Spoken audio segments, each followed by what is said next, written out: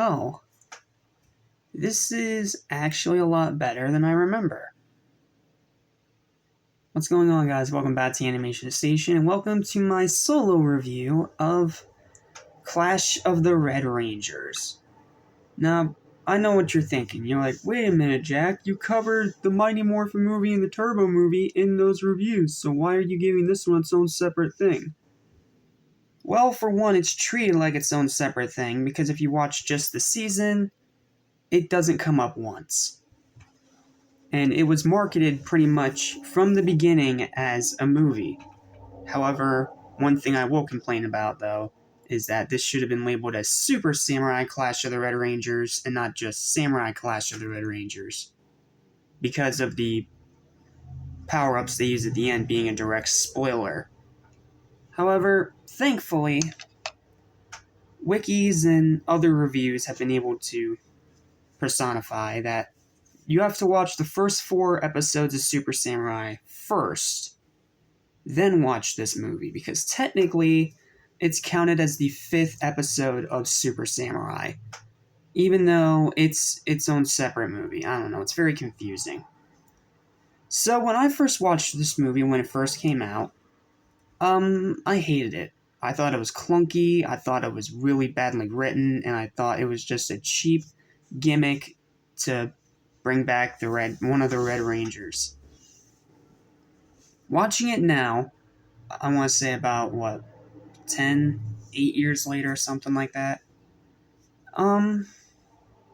It's a lot better than I remember, actually. This one's actually pretty enjoyable. I had a great time with it. Which is weird, because, like I said, at first I hated it, because yes, it still has very clunky writing. The logic they try to go for with connecting the Samurai and Corinth Ranger worlds together is very, very dumb. And there's more than a few cringy lines in here. Scott, your team says hi. That line just makes me cringe. And then you also have more problems like General Gut being a very disappointing villain. You have a whole army of Moogers that are taken out like that. And Professor Cog.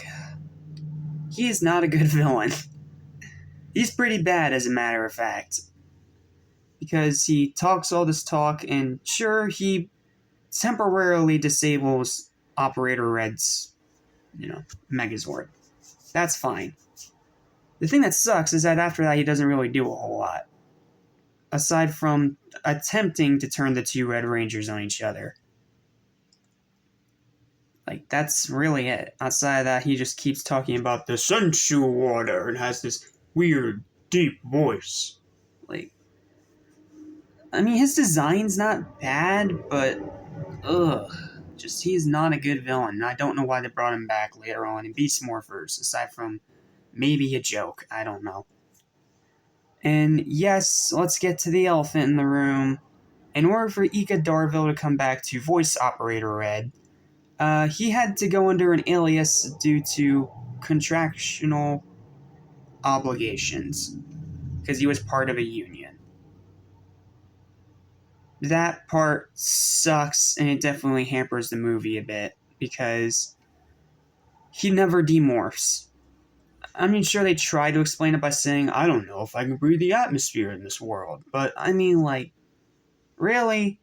You couldn't have come up with a better explanation, like, maybe during the Megazord fight with Professor Cog, his morpher was broken, or something screwed with his DNA while he was teleporting dimensions through that train. Oh yeah, the teleporting train, let's talk about that. Oh, talk about cheap plot device. Like, it's just a subway train that suddenly connects to 2 universes. Why? Why is that a thing? Why does it exist? And why does it need to exist? I mean, yes, you can argue, but we didn't have the transportational devices that West gives the Rangers later on, which don't come out until Ninja Steel. Sure, you can argue that. But they could have come up with something better than a subway train. Like, come on. You could have come up with something much better than that. And the other big elephant in the room, due to this contractual obligation and probably limited Sentai footage, We do not get to go to Corinth, and we don't see any of the other RPM Rangers. That is a huge bummer, because that could have been something really cool, seeing the RPM Rangers, who didn't get a crossover of their own, getting to crossover with Samurai in a full-length movie. But the problem is, a lot of this really felt like rushed production. Okay, I'm done crapping on it. Now I'll talk about the good things, because there's a lot of good things. I like Jaden and Scott's back and forth. They have an excellent duel in the third act that, while it is staged, it's still really cool, and it works great. And yes, while it is a spoiler, I like how they get to use the Super Samurai power-ups, like giving Scott one of the power-ups from Super Samurai is really unique, and I'm surprised we haven't gotten a toy of that yet. Like, even for Super Samurai, we didn't get a toy of, that powered-up version of Scott. I guess it was just a one-time thing. But it's cool. It's still cool. I like Scott's interaction with the other Rangers, especially Emily and Mia, which just make me laugh. Like, they're like, oh, he's our friend, let's just take him in now. And it has its fair share of funny moments. I like his back and forth with Antonio. I like how he keeps stealing G's motorcycle. That part did get me laughing. Like, he stole my bike! And the final battle at the end is a lot of fun, if a bit rushed and expedited, but whatever.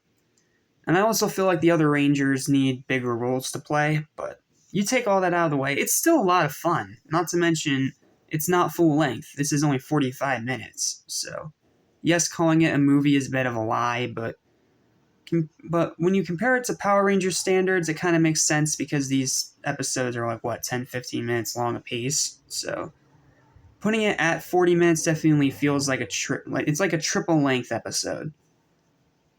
And I feel like that's also a bit of its downfall. And then the writing is also a bit hit and miss. And I know I'm trying not to crap on it because, like I said, I actually really like this. And I really liked it on a second watch, and it actually has aged pretty well.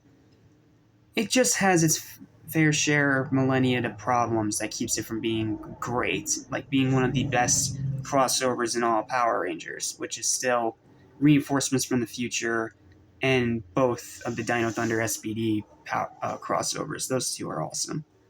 This one's still really good. I actually quite recommend it. I hated it at first, but looking back at it now, especially after a rewatch, I feel like it's much better than I remember.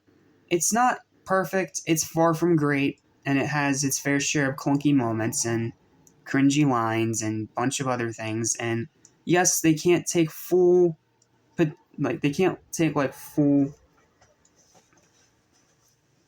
advantage of the potential of this crossover, but I still think it works pretty good. Like, it's not amazing by any means, but it's a really fun watch, and if you're a fan of Samurai, I think you're going to enjoy it. My final verdict for Clash of the Red Rangers is going to be a 7 out of 10.